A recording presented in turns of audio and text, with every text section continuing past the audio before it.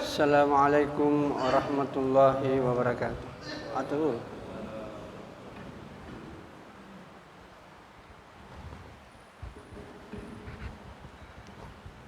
Pegang saja.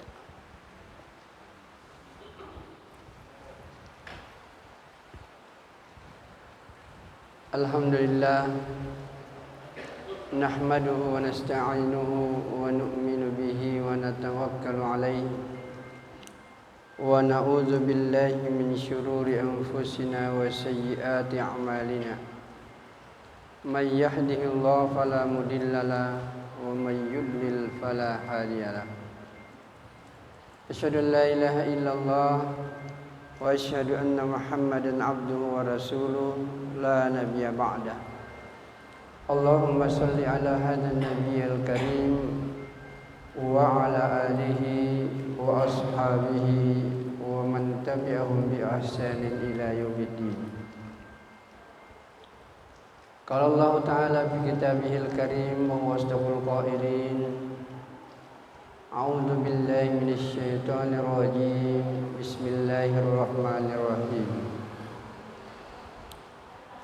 Was-sabiqunal awwaluna minal muhajirin wal ansar walladzina ittaba'uuhum bi ihsan radhiyallahu anhum wa radu anhu. Qala Rasulullah sallallahu alaihi wasallam, min husni islamil mar'i tarkuhu ma la ya'nihi, atau kama qala Rasulullah sallallahu alaihi wasallam. Alhamdulillah, bapak-bapak dan saudaraku yang dimuliakan Allah Subhanahu wa taala. Pertama-tama marilah kita bersyukur kehadirat Allah Subhanahu wa taala. Allah yang senantiasa memberikan nikmat kepada kita. Jadi situjen-tujen untuk Allah taala, bapak-bapak selalu kita sehari enjonikan ya nikmat. Tidak pernah berhenti. Dan nikmat Allah ini sangat banyak. Allah hanya menghendaki supaya anjo nikmatna karena Allah Ta'ala disyukuri. Nah, bagaimana caranya mensyukuri nikmat Allah ini adalah menggunakan nikmat Allah ini untuk taat kepadanya. Dalam Al-Quran Allah Subhanahu wa taala menjelaskan, sesungguhnya orang yang senantiasa mengatakan Allah adalah Tuhanku. Innal ladzina qalu rabbuna Allah tsumma istaqamu, kemudian dia rutin atau istiqamah meyakini sungguh-sungguh bahwa sesungguhnya Allah adalah segala-galanya. Maka Allah sendiri mengatakan tatanazzalu alaihimul malaika alla takhafu wa la tahzanu wa abshiru bil jannati allati kuntum tu'adun. Jadi situjen-tujen dan jo agama ya punna nigaukangi secara istiqamah, artinya terus menerus. Agama kamayanne insyaallah akan memberikan ketenangan, kedamaian dalam hidup kita. Jadi yang jon kena kunci dan jo tiain yang kena salan je tawa, tapi niamalkan pin jon kena ya agama secara terus menerus istiqamah, barulah kita akan mendapatkan yang namanya ketenangan, kebahagiaan dalam hidup ini. Jadi ibu-ibu dan bapak-bapak, jadi agama ini nanti akan memberikan ketenangan, kebahagiaan apabila agama ini diamalkan secara rutin, diamalkan secara istiqamah, barulah kita akan merasakan yang namanya kenikmatan ini agama. Hadirin yang mulia, selalu kita mengatakan bahwa seandainya enjonikana ya pa agama ta nigaukang bajiki yang asing menjauh perintah karena Allah Ta'ala ni jama-jama ngasing ni kama tompoy papisangkana karena Allah Ta'ala nilai yang ngasing, kehidupan ini akan jadi baik, Pak. Seandainya perintah Allah dikerjakan, larangan Allah ditinggalkan, jadi kehidupan ini akan jadi baik. Mari kita lihat sini wajib-wajib Pak. Punna anjun karena masyarakat Pak sembahyang, puasa mi, baca Quran mi, tidak ada mi lagi kesaliman, adil mi, amanah mi, kemudian orang yang diberi tugas melaksanakan tugas dengan baik. Alangkah indahnya hidup ini Pak. Apabila larangan Allah, tidak ada yang lakukan larangan Allah Pak. Nilai yang ngasing di pesangkana karena Allah Ta'ala. Tidak ada orang yang berdusta, tidak ada orang yang menzalimi, tidak ada orang yang mencuri, tidak ada orang yang minum khamar, tidak ada orang yang berzina. Kalau keadaan kaman nih Pak, alhamdulillah luar biasa. Lanjut minakan ya agama, tujuan nih ante kaman gaukan njongasin perintah karena Allah Ta'ala, nan leleng pesangkana karena Allah Ta'ala. Jadi bapak-bapak dan saudaraku yang mulia, jadi saya ulangi kembali, apabila agama ini dikerjakan Pak, perintah Allah dikerjakan, larangan Allah ditinggalkan, maka kehidupan ini enak untuk kita jalani. Menjamin kali sumpah yang ayaka, innal ladzina qalu rabbunallah summa istaqamu tatanazzalu alaihimul malaikah.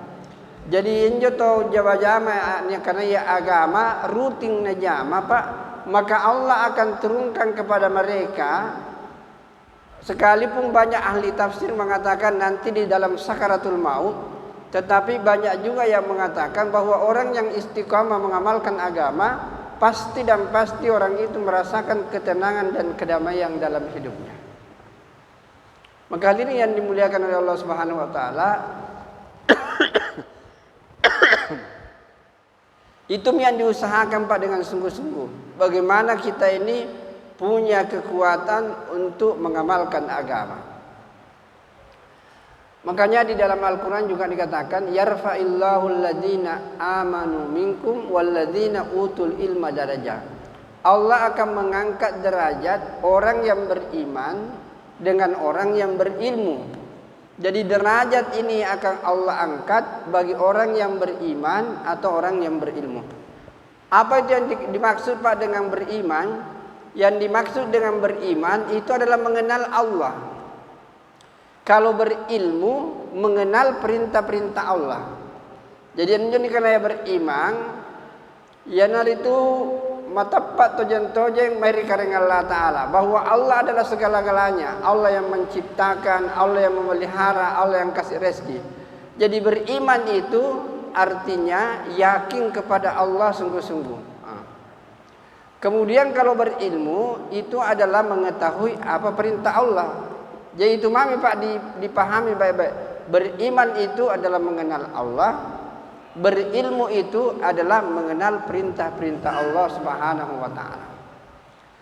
Kalau keduanya ini Pak kita miliki, iman ada, kemudian amal ilmu ada, kemudian diamalkan ini, maka kehidupan ini akan jadi baik. Hadirin yang dimuliakan oleh Allah Subhanahu wa taala. Tapi ini iman sebenarnya mudah Pak. Punairo ki pahangin coba baji. Nah sabaan jo ni kana ya iman, tena ni cinik Pak. Nanjo ni kana ya iman bertingkat-tingkat Pak, bertingkat-tingkat. Niat ni kana ya ilmu yakin, niat tompo ni kana ya ainul yakin, tapi anjo hakikatnya ni kana hakul yakin. Jadi iman itu ada namanya ilmu yakin, ada namanya ainul yakin, ada namanya hakul yakin. Contohnya kamannya, dan selalu saya sampaikan Pak, kalau ada orang polisi misalnya, dia datang dengan pakaian seragam polisi, kemudian dia bilang nakana mereka tengaseng, bapak-bapak dan saudaraku yang mulia, percaya enggak? Nakene cara dia nembak. Saya ini pintar menembak. Tapi pun di sini kibaji-baji. Polisi ne menurut analisa tak, anjoni kalian polisi pasti ni ajar akin nembak Pak. Nah ini sudah pakaian polisi nih. Ada juga pistol di samping anunya di sini, Pak. Jadi kita lihat dia polisi ada pistolnya, kita mengatakan Bapak bisa menembak lah. Karena kita mengatakan yang namanya polisi itu diajar untuk menembak. Ini yang disebut dengan ilmu yakin, Pak. Jadi ilmu yang kita tahu bahwa dia bisa menembak karena analisa ilmiah. Tapi belum membawa ketenangan, Pak. Ada yang namanya ainul yakin. Nakanan jo polisia, Pak, punaero ki percaya tu jentojen nakene cara dekan nembak. Alle ki 5 baterai. Boleh enjoy. Kira-kira 10 meter. 5 baterai itu Pak nasusung, nampak alle menjoni karena pistolna, na tembak, Pak. Ping 5 tembak, tu guru ngaseng injo baterai kah. Nampak nakana, kira-kira bapak-bapak percaya bahwa saya bisa menembak.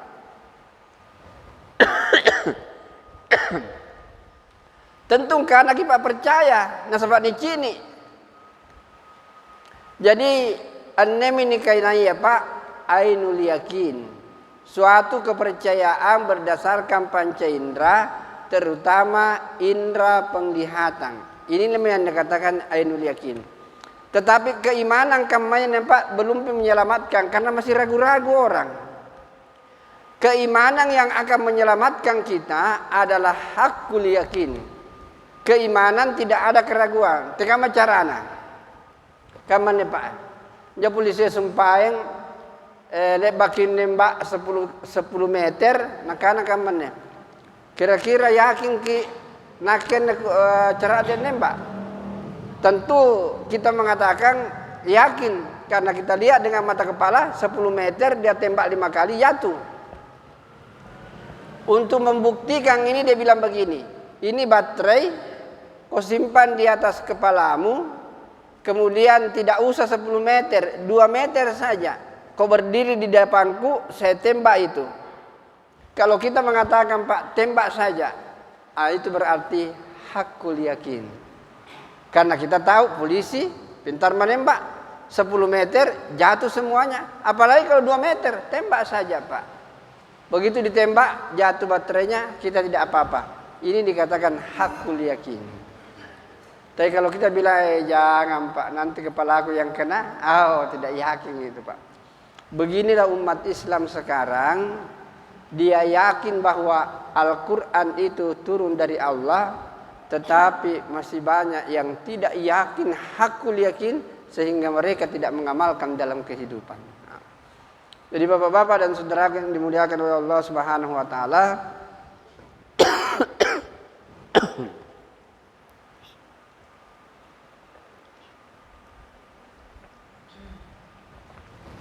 ibu-ibu dan bapak-bapak, saya mungkin ngajar dulu caranya minum, Pak.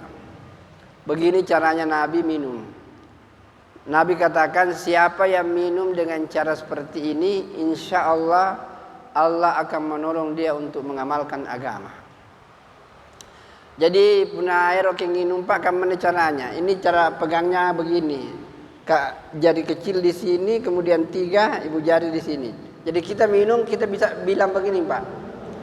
Bismillah, kapan? Kalau sudah masuk, kita bilang Alhamdulillah. Kita minum lagi, kita bilang Bismillah. Kalau sudah masuk, Alhamdulillah. Kalau sudah 3 kali Pak, baru bisa banyak.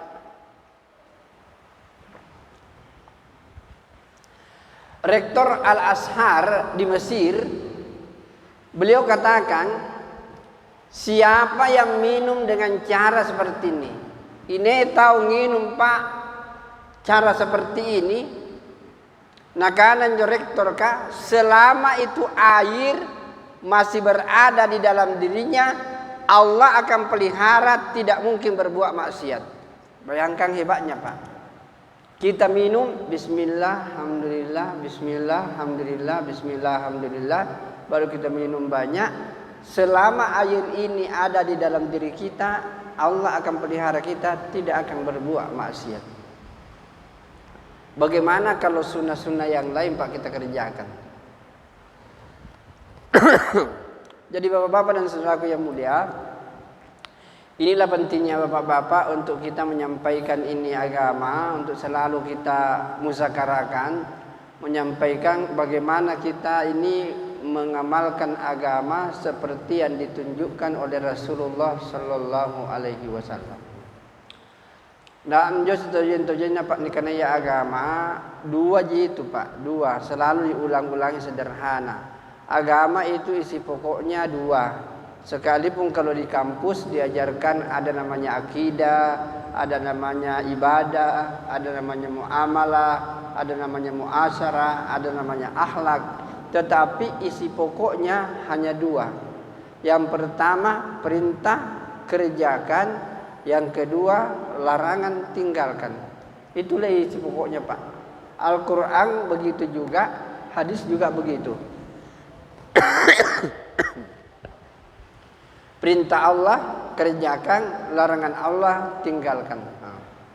Nah perintah Allah Pak yang paling tinggi nilainya ini karena Pak sembahyang, salat. Ini perlu selalu diingatkan. Tadi pagi sampai sore Pak di Dekampang banyak orang yang singgah-singgah. Setiap orang singgah sedekati, tolong ingat Pak salat. Karena salat ini bukan ibadah biasa. Ini adalah ibadah yang hanya bisa dilakukan oleh manusia. Talek bakang kicini ni kanaya Pak binatang sembahyang. Kama tompo ni kanaya burung-burung sembahyang. Pokok kayu sembahyang tidak ada Pak. Enjo ni kanaya sembahyang hanya bisa dilakukan oleh manusia. Cini baji-baji Pak. Sembahyang ini berdiri, ruku, itidal, sujud. Tidak ada yang bisa kerjakan Pak, hanya manusia. Inilah yang disebut dengan ibadah inti.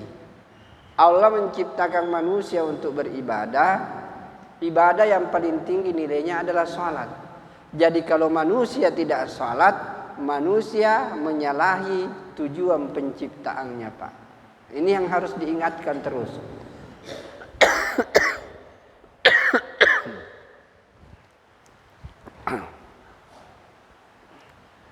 Jadi Bapak dan saudaraku yang dimuliakan oleh Allah Subhanahu wa taala,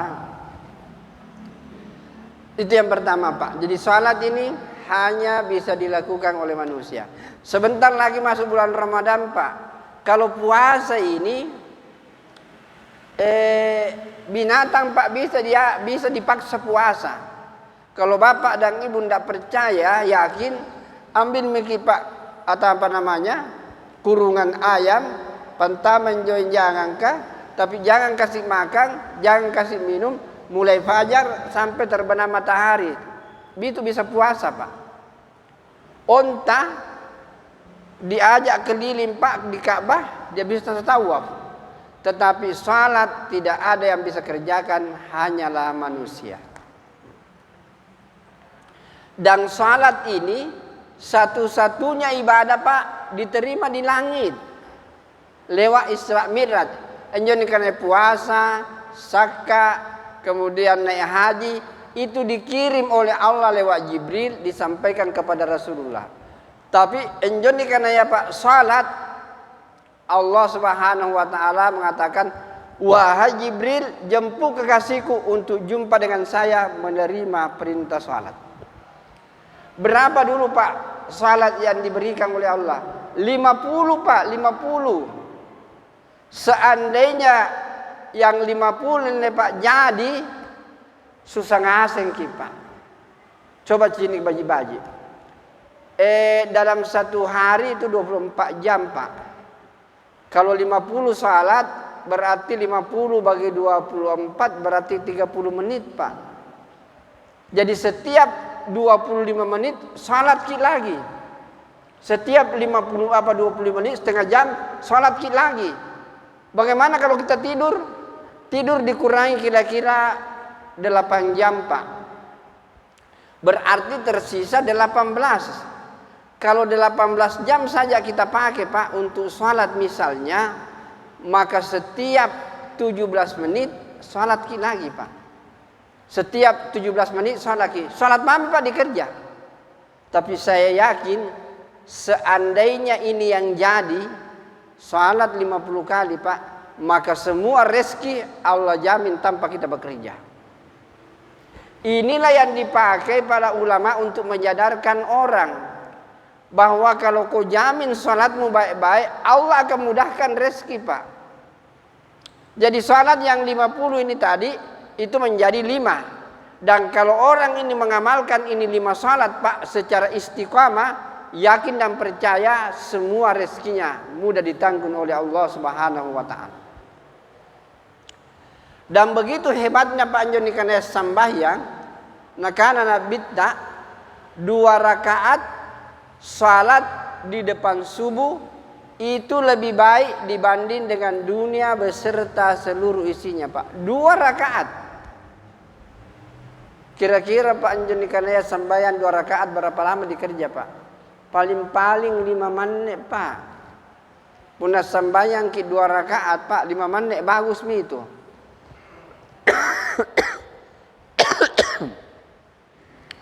Biasa itu punah ada timer Pak, ada di situ tertulis iqamah 2 menit, kemudian masuk masjid.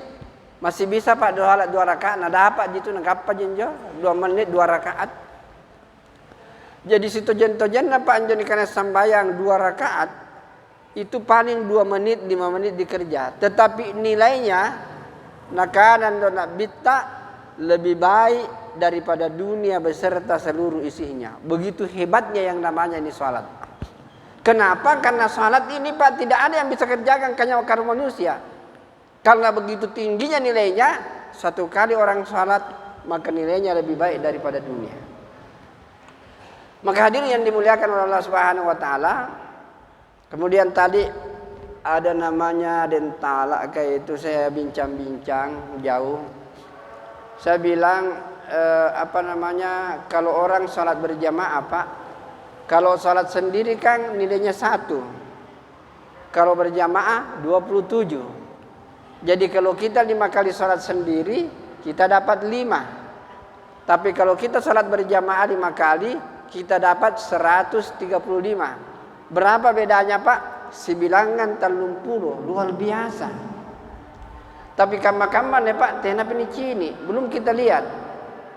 Coba begini Pak. Jadi kalau kita salat 5 kali sendiri Pak, tidak berjamaah, berarti kalau 1 hari 5 jenis gapah. Kalau 1 bulan 5 kali 30 150 Pak. Tetapi kalau berjamaah 5 kali berjamaah 5 kali 27 135. Kalau 135 Pak dikali 30 berapa kita dapat? 4.000 Pak 50. Jadi 4 miliar seandainya Pak dijadikan uang. Kalau kau salat sendiri 1 juta rupiah kau dapat. Kalau kau salat berjamaah 27 juta. Jadi kira-kira Pak menyesal orang yang dapat 1 juta.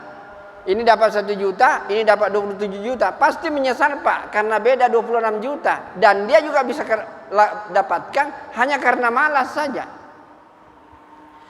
5 kali ini salat sendiri dapat 5 juta. Ini 5 kali salat berjamaah 135 juta Pak. Berapa bedanya? 130. Luar biasa menyesalnya Pak ini. Itu kalau 1 hari. Bagaimana kalau 1 bulan? Bagaimana kalau 1 tahun? Oleh karena itu saya ingin menyampaikan bahwa orang yang betul-betul menjaga salatnya dengan berjamaah, orang inilah yang akan bahagia nanti di hari kemudian.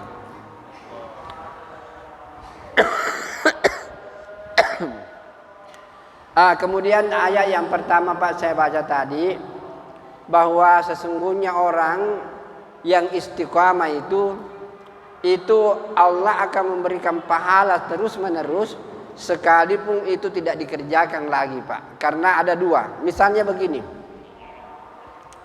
saya sudah terbiasa Pak sholat tahajud, tapi karena saya masuk ke Sopeng beberapa hari yang lalu ini, Sekalipun ada waktu untuk salat tahajud, saya tidak salat tahajud. Karena Allah sudah katakan, Nabi sudah katakan,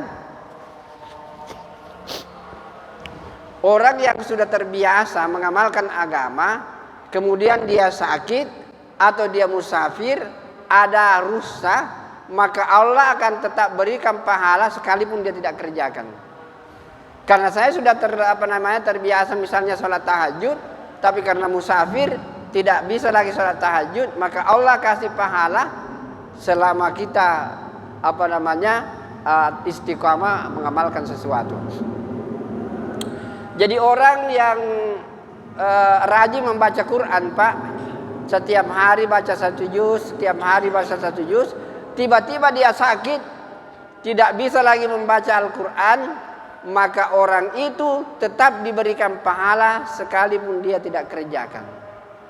Ini juga yang dipahami oleh ulama kalau kita biasa musakarah Pak, bahwa orang yang istiqamah puasa Senin Kamis itu, tapi dia keluar di jalan Allah, maka itu dikatakan amal ijtimai itu jauh lebih hebat nilainya dibanding dengan amal infiradi.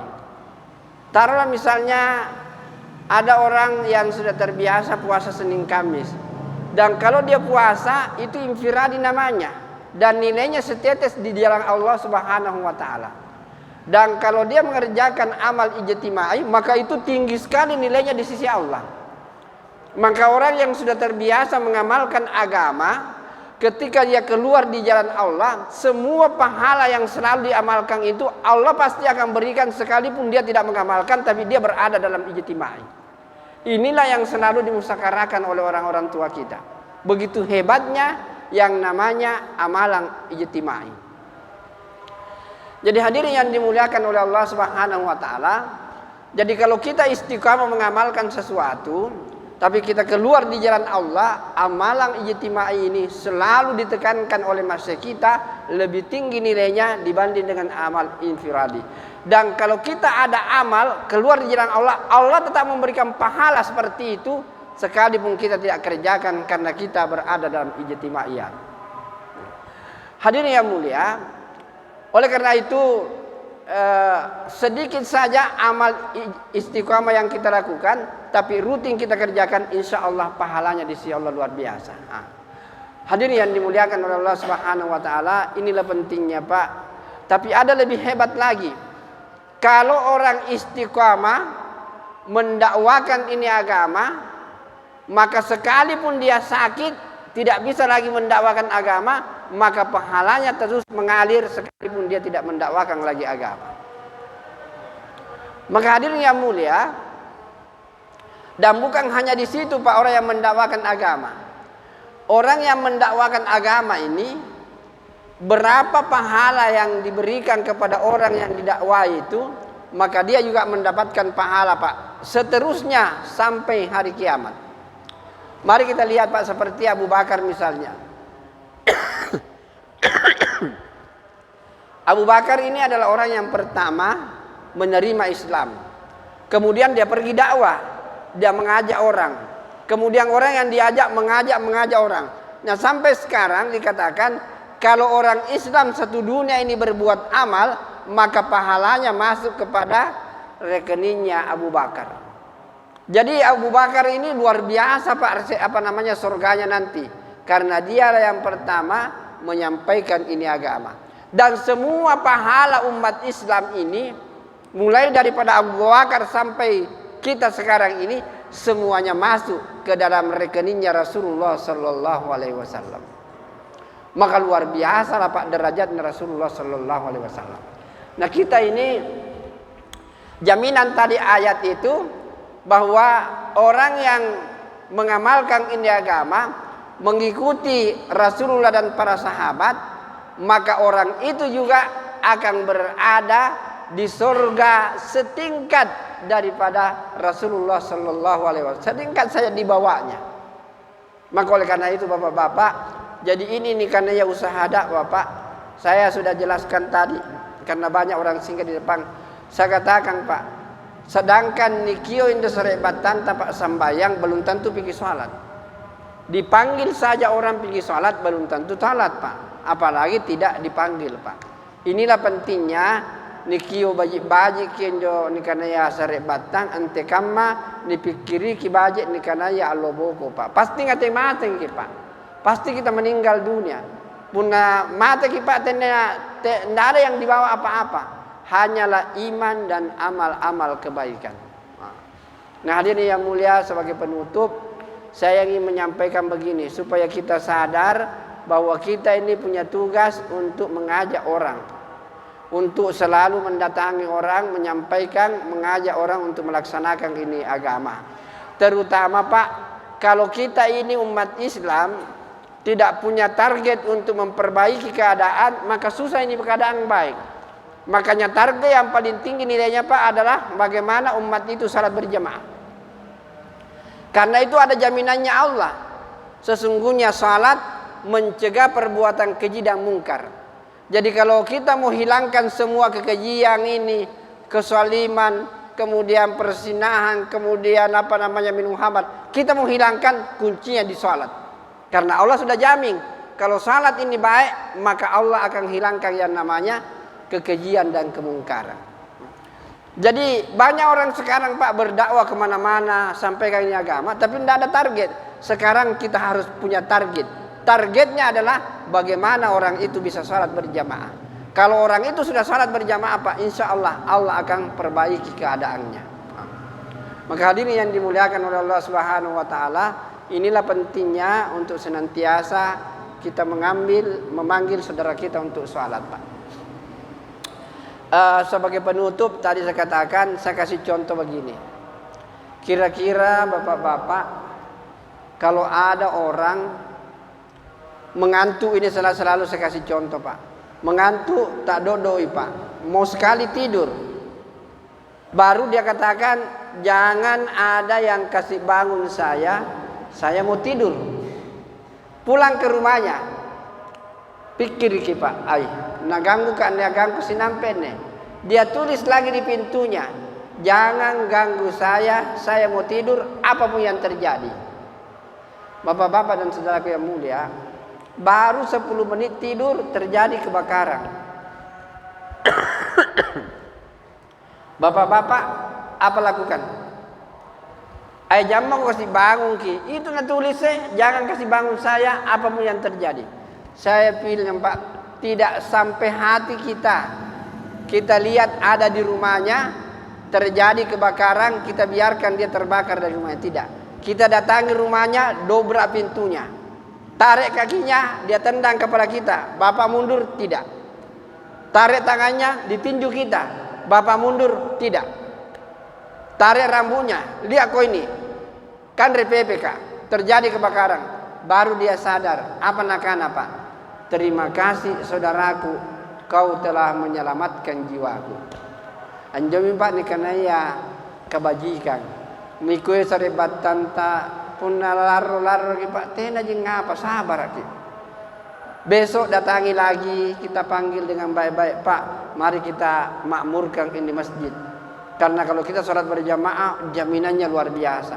Dia marah-marah Pak, besok lagi datangi. Makanya Pak, jamaah-jamaah kamene itu saling menolong Pak. Kami datang nak katengane ngegasang Pak, talungan lo nyindrin nih. Bapak tunjukkan saja mana yang jarang datang sholat, kita datangi Pak. Pun nalaro itu ngapa Pak? Mana na usir ki poin itu ngapa? Sebab kenapa? Talungan lo mau terima Pak, selesai persoalan. Tapi kalau kata yang panggil ki Pak, nalaro ki, bisa-bisa 1 bulan 1 tahun tidak bagu omong Pak. Begitu juga kalau Bapak datang ke masjid saya akan tunjukkan itu Pak tidak sholat berjamaah, ini tidak sholat. Bapak pergi panggil, dia marahi Bapak tidak jadi masalah. 3 hari Bapak pulang, selesai persoalan. Tapi kalau saya yang pergi panggil Pak dan dia marah-marah, dia usir, mungkin seumur hidup kita tidak bisa bagu omong lagi. Inilah namanya Pak metode saling membantu. Kami datang, kemudian Bapak juga kami undang datang ke masjid saya supaya kehidupan umat ini jadi akan baik Pak. Saya pikir inilah yang bisa saya sampaikan. Mudah-mudahan Bapak-bapak yang belum pernah Pak mencoba ini usaha Pak. Ini ada orang tua kita umurnya sudah 83 tahun Pak. Pernah saya bawa orang juga umurnya sudah 87 tahun Pak. Jadi sekarang terakhir supaya Pak kita bisa, kira-kira kalau ada orang tidak pernah belajar agama, umurnya sudah 50 tahun, 60 tahun, kira-kira mau belajar di mana Pak? Mau masuk SD apa yang mau terima Pak? Mau masuk SMP, tapi kalau di sini keluar 3 hari Pak, diajarkan yang namanya agama, diajarkan namanya hadis-hadis Nabi, insya Allah Pak, 3 hari dia ikut, Bapak akan lihat hari keempat sudah sholat berjamaah 5 kali sehari semalam. Jadi mudah-mudahan Allah memberkati kita semua. Mari kita Pak bersama-sama untuk mengambil usaha kenabian ini. Kalau kita meninggal dunia, maka pahala tetap terus mengalir sekalipun kita sudah terkubur ratusan tahun di dalam kubur kita masing-masing. Baik, kita tutup dengan doa kepada majelis. Subhanakallahumma bihamdika asyhadu an la ilaha illa anta astaghfiruka wa atubu ilaik. Subhana rabbika rabbil izzati amma yasifun wa salamun alal mursalin alhamdulillahi rabbil alamin. Assalamualaikum warahmatullahi wabarakatuh.